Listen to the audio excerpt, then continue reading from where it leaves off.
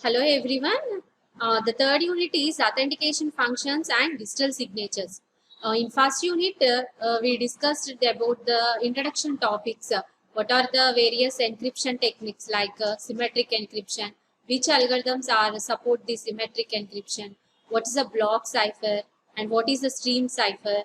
In block cipher, DES algorithm, working of DES algorithm, Feastel cipher, all those are discussed in the first unit. Coming to the second unit, we concentrate on the public key encryption, where each and every user maintains two keys, a public key and private key. And also we discussed the key management techniques and RSA algorithm and Diffie-Hellman key exchange algorithm.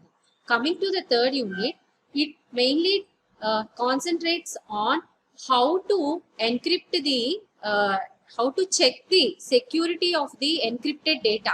Here we check the internal content of the message, that is whether it is modified by the third party or not. Till now, in first and second units, we just concentrate how to encrypt the data. Whereas in third unit, we are checking the content of the message, whether the content of the message is modified by the third party or not. So in third unit, we have authentication functions or a message encryption or MAC and hash functions. So message authentication functions are nothing but the message encryption functions, message authentication code, that stands MAC, and hash functions. So message encryption. Message encryption is introduced from the symmetric encryption. It uses the concepts of symmetric key encryption and public key encryption. Message encryption by itself provides a measure of authentication.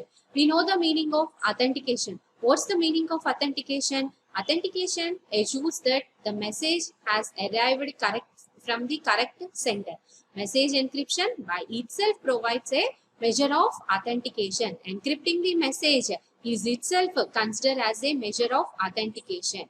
If symmetric encryption is used, then receiver must know the sender must have created it. The receiver knows the sender who has created that message. Since only one sender and one receiver is using the same key, and the content cannot be altered. If the message has suitable structure, redundancy, or checksum to detect any changes, the encrypting the message itself is considered as an authentication. Here, some diagrams are shown here. On the message M, it is encrypted using a key K. That encrypted message is called EK of M, is itself considered as an message encryption or message authentication. That encrypted message, whenever it reaches to the destination, it is decrypted using the similar key. And finally at the destination, we get a M as a final output at the destination. Symmetric encryption, here we providing the confidentiality and authentication. The first diagram, what it shows means encrypting the message itself is considered as an authentication function. Since we are using the encryption, the common key is shared from sender to the receiver. Whereas coming to the public key encryption, here we representing the confidentiality service. That is represented in the second diagram. Here the message M is encrypted using receiver's public key, and then that encrypted message using receiver's public key is itself acts as an message authentication function. On receiver side, that is on the destination side, it is decrypted with the private key of receiver. Then we get the actual message. Here what we have to observe means encrypting the message with receiver's public key is itself acts as an authentication function. Here in third diagram, message M is encrypted using the private key. So this service is called authentication, and it is also acts as a digital signature. This private key is encrypted. this private key encrypted the message. Message is encrypted using this private key. On receiver side, the message is decrypted using sender's public key. Once again, you look at the third diagram. The message is encrypted with the sender's private key. That encrypted message acts as an authentication function, and on the receiver side, it is decrypted using sender's public key, and then finally we are getting the message here. In fourth diagram, we are representing both confidentiality service and authentication service. The first basic authentication function is message encryption. In message encryption, we are just encrypting the message using a common key, or by using receiver's public key, or by using sender's private key, and sometimes we are encrypting the message with both receiver's public key and sender's private key. This encrypting message is itself acts as a authentication function. Here another method is a message authentication code. Another authentication function is message authentication code. Here we can clearly say the definition of authentication function. Authentication function has two levels of it is a two-level function. At lower level, actual message is carried. At upper level, the function is applied on the message, and that calculated value is stored on the upper level of the message.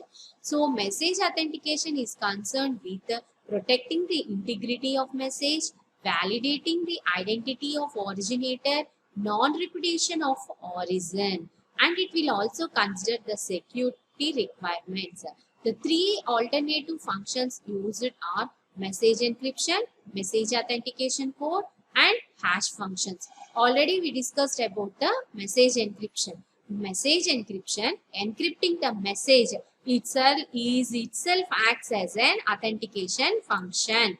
So the basic uses of MAC, here we represent this diagram. These diagrams are placed a key role. You should be very careful while drawing these diagrams. So first look at the first diagram. Here the sender creates the message M. That message M. This message is transmitted normally, and next on this message we are calculating the MAC value that is represented as a C. For calculating the function, here we need a key called K. Here we need some value called K. So to calculate the MAC value, or to calculate the MAC function, we need two inputs. One is the actual message and another one is the key. Both are taken as an inputs for the MAC function, which is represented as C, and the output of this function is transmitted. Here message and the value of the M both are concatenated. Next, whenever it moves to the receiver side, the message M and the here the calculated part of the MAC value. So authentication function has two levels of function. At the upper layer, here we are placing the message M, and lower level here we are placing the value of MAC. On receiver side, the receiver also has to calculate the C function. So for that purpose, the receiver takes the message M, and again he uses the key which is used by the sender, and by applying the message and the key, the C function is calculated, and the output of the C function is compared with the already calculated value of the sender. Here, by using this method, we check whether the contents of the message are modified or not. If both values are same, when comparing the values of MAC, if both values are same, we can give an assurance that the content of the message has not been modified by any other party. These type of concepts are not studied in first unit and second unit. In first unit, we always concentrate on symmetric encryption, and in second unit, we concentrate on the public key encryption. Whereas in third unit, Here we have to check encrypted whether the encrypted message is modified or not. For that purpose, we are using the message encryption, MAC and hash function. Message encryption is the basic method. In that method, we are specifying that encrypting the message is itself acts as a authentication function.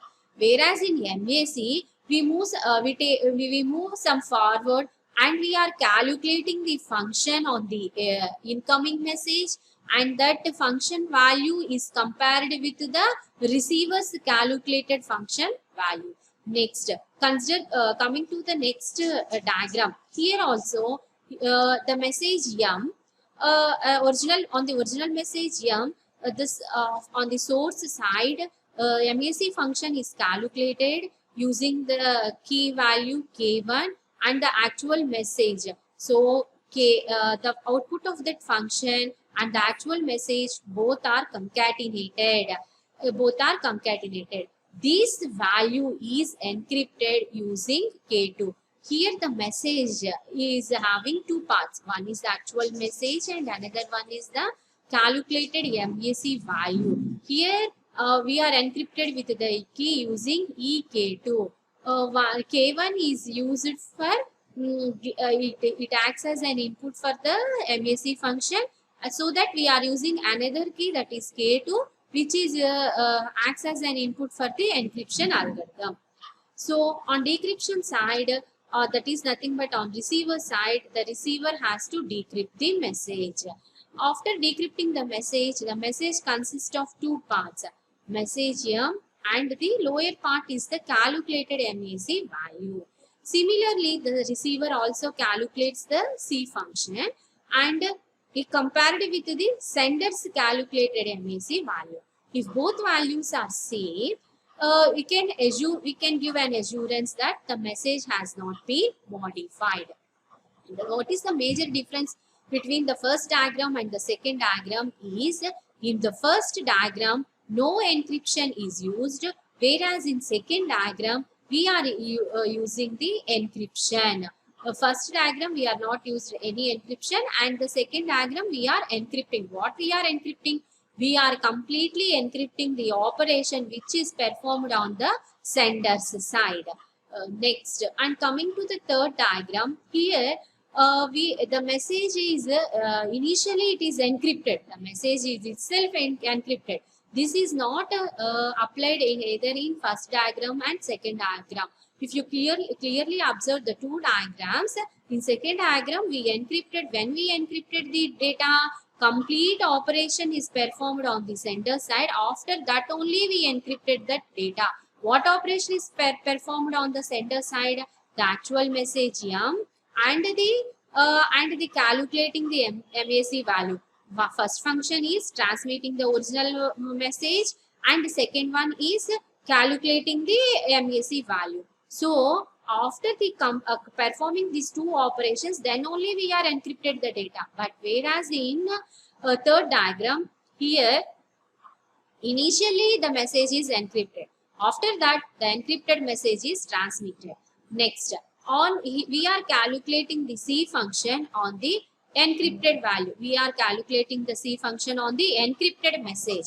For encryption we use the K2, and for again calculating the function we are using the K1. So here the message is consist of two parts. One is the encrypted message and another one is the MAC value which is calculated on the encrypted function. So on the receiver side, the receiver decrypts the message and to get the original message, and also the receiver has to calculate the MAC value. For that purpose, it uses the key K1 and it retrieves the value, calculates the value.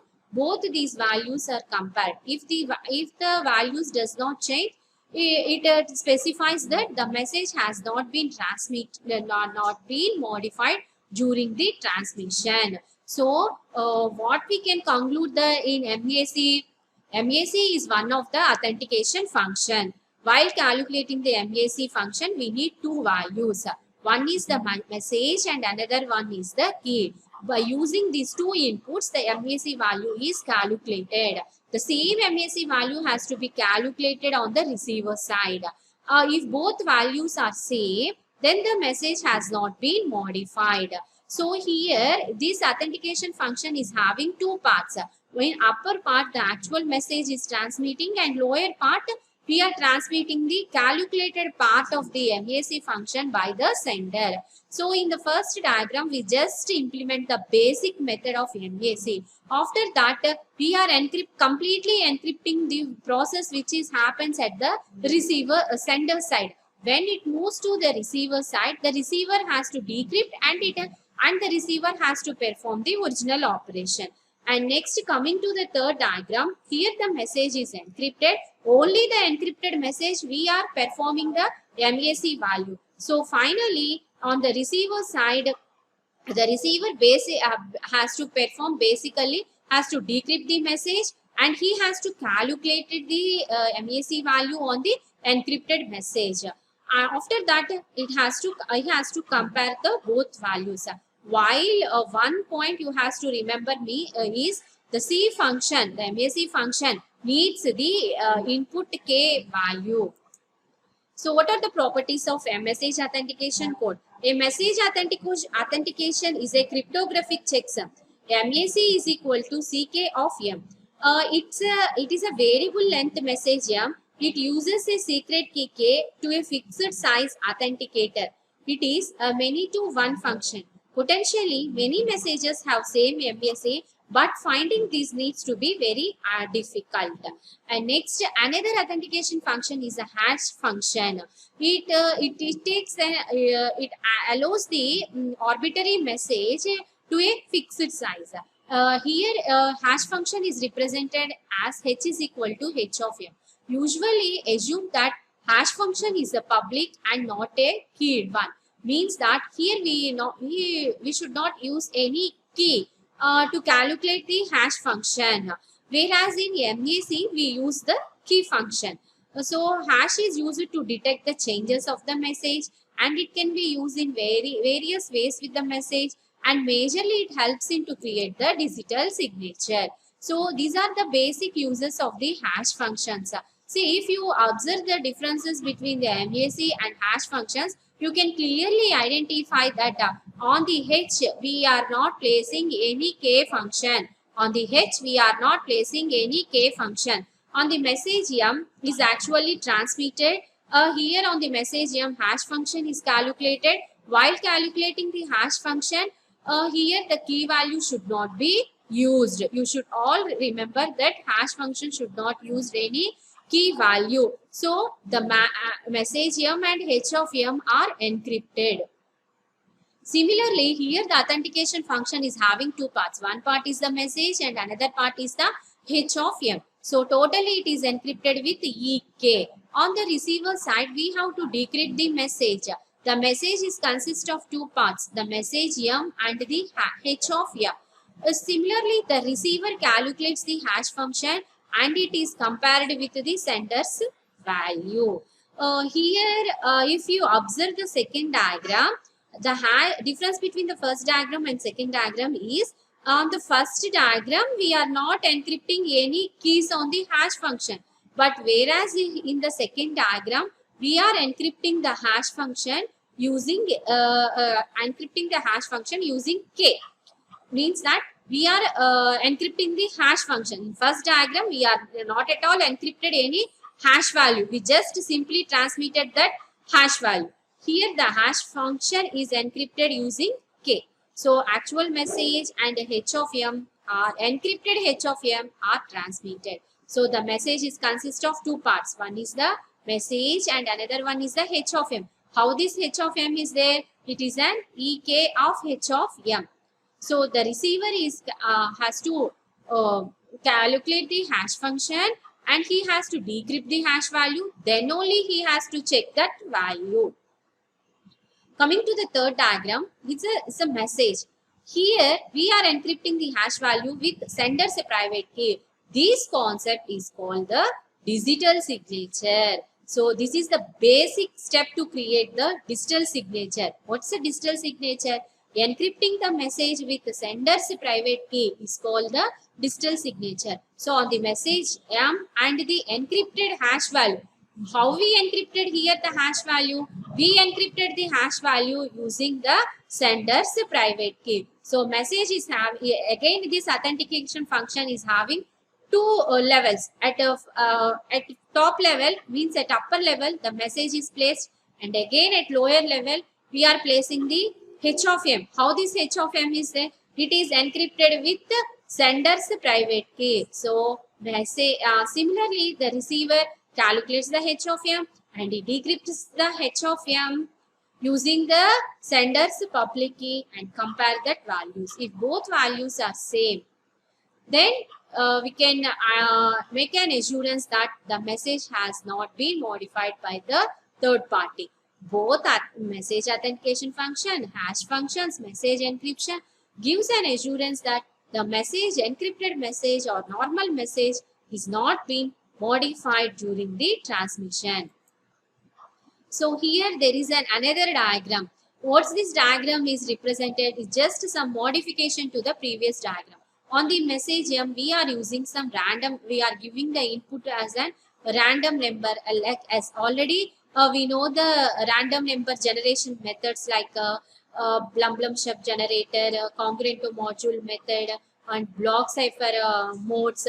By using that methods, we can select any random number S, and it is given as an input. Here, the message and this random number are both are concatenated. On this here, we are applying the hash function, and then it is finally concatenated. So here the message M and the hash value is calculated with M and the S. Similarly, the receiver is also calculating